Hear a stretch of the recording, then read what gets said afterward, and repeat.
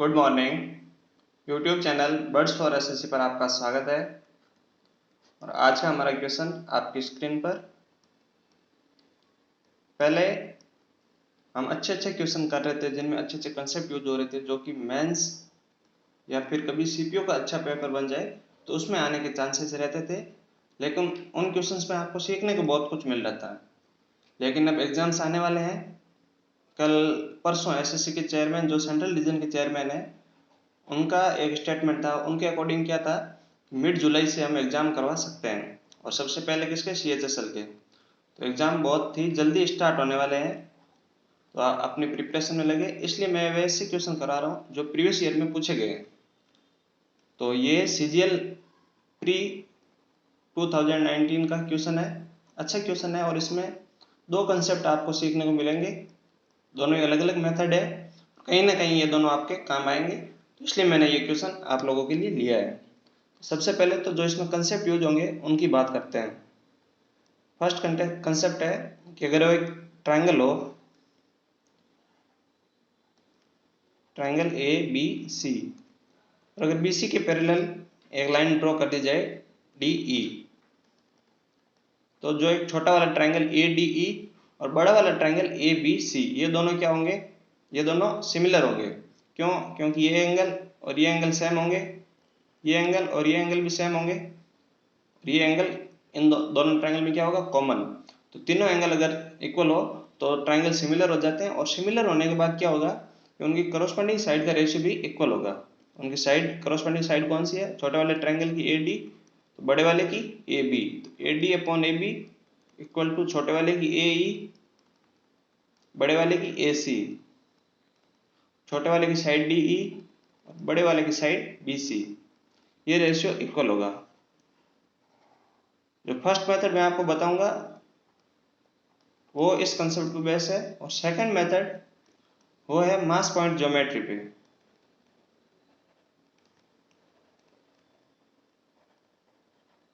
मास point geometry, ये question इस method से भी आसानी से हो जाएगा, लेकिन मास पॉइंट ज्योमेट्री से अगर आप क्वेश्चन करना चाहो तो काफ़ी बड़े बड़े क्वेश्चन बहुत ही कम टाइम में सॉल्व हो जाते हैं। जैसे एक क्वेश्चन सीजीएल मेंस 2018 में भी आया था, जो अगर एमपीजी से करें आप तो बहुत ही कम टाइम में हो पाएगा, नहीं तो क्वेश्चन काफ़ी मुश्किल था।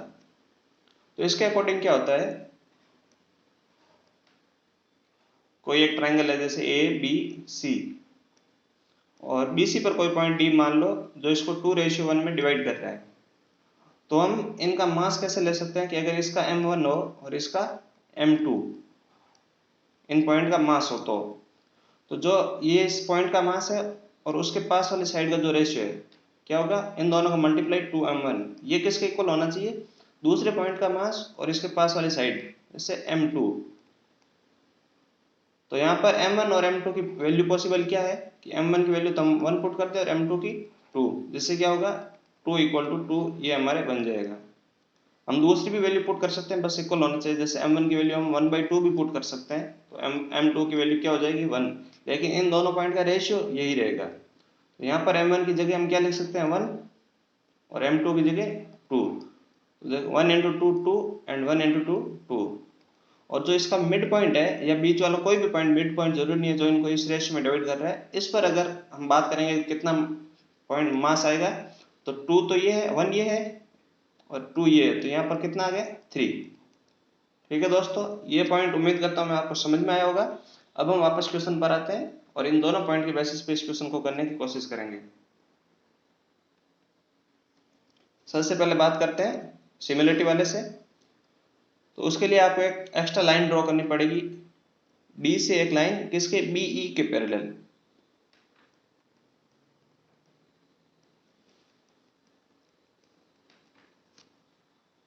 और क्वेश्चन के अकॉर्डिंग क्या है कि डी के मिड पॉइंट है साइड बीसी का, साइड बीसी है, इसका डी के मिड पॉइंट, मतलब ये इसको 1:1 में डिवाइड कर रहा है। और क्या गिवन है हमको क्वेश्चन में, E lies on AC such that CE = AC/3। CE equal to क्या है, AC/3। इसका मतलब अगर AC की वैल्यू 3 हो तो CE की वैल्यू क्या हो जाएगी 1।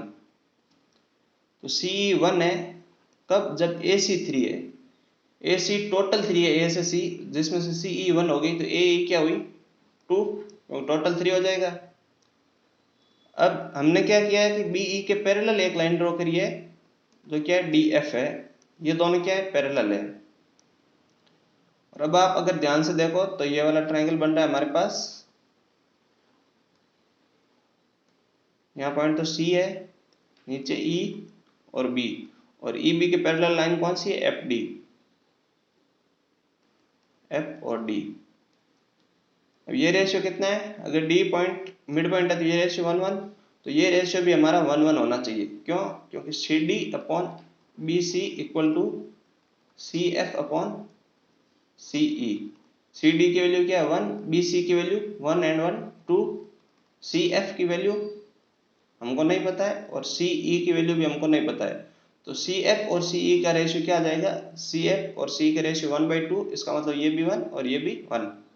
और अगर मिड पॉइंट से बेस के पैरेलल अगर कोई लाइन ड्रॉ करी तो सामने वाली साइड के मिड पॉइंट को भी मिलती है, ये बात भी आपको ध्यान में रखनी है। ये क्या हो गया इसका मिड पॉइंट, ठीक है। ये अगर इसका मिड पॉइंट है, ये 1 है, ये 1 है, ये मिड पॉइंट है, ये टोटल 1 है, तो ये क्या हुई, ये आप और ये भी आप, ठीक है।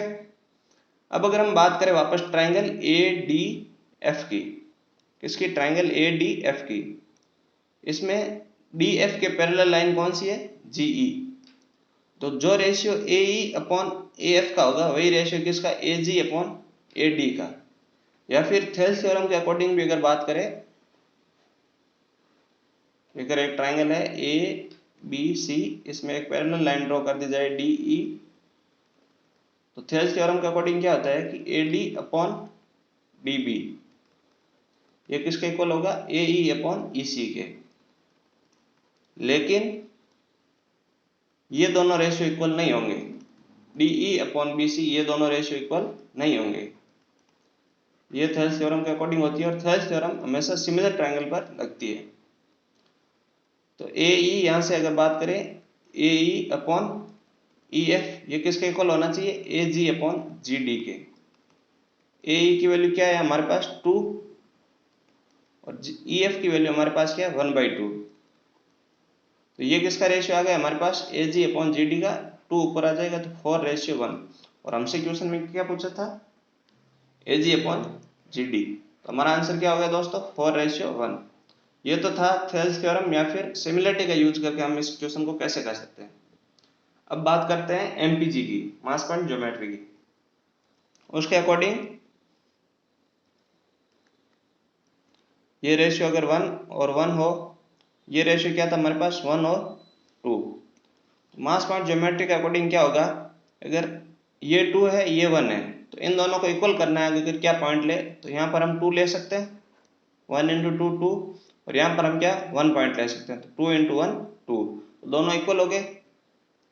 अब यहाँ पर 2 है तो इन दोनों का मल्टीप्लाई क्या हो गया 2, तो इन दोनों का मल्टीप्लाई भी क्या होना चाहिए हमारे पास 2, तो इन दोनों का मल्टीप्लाई 2 कैसे होगा, जब बी पर हमने पॉइंट मान लिया 2। अब ये 2 है और ये 2, ये इसका मिड पॉइंट है, तो यहाँ टोटल वेट कितना आ गया 4। अब बात करो लाइन ए डी की, लाइन ए डी में ये तो 1 है और ये 4 है, तो इनको इक्वल करने के लिए क्या करना पड़ेगा, हम इसको 1 से मल्टीप्लाई कर सकते हैं और इसको 4 से, 1 × 4 और 1 × 4 ये दोनों क्या हो जाएंगे इक्वल। यहाँ से हमारा रेशियो क्या आ गया ए जी अपॉन जी डी का 4:1। अगर आपको एमपीजी अच्छे से आती है तो ये क्वेश्चन आपके लिए 15 सेकंड का भी नहीं था, नहीं तो उसमें सिमिलरिटी लगाओ थेल्स थ्योरम लगाओ, काफ़ी लंबा प्रोसेस हो जाता है। तो एमपीजी हमेशा क्वेश्चन को छोटा करती है, आसान करती है, इसलिए आपको आना जरूरी है। किसी लगभग ऐसे क्वेश्चन में हम लगा सकते हैं जिसमें मीडियन दी हुई हो या फिर किसी अलग रेशियो में कोई साइड दी हुई हो, तो हम उसका यूज कर सकते हैं। तो इससे भी हमारा आंसर क्या है 4:1। उम्मीद करता हूँ आपको दोनों मेथड समझ में आए होंगे। तो आज के लिए इतना ही, धन्यवाद।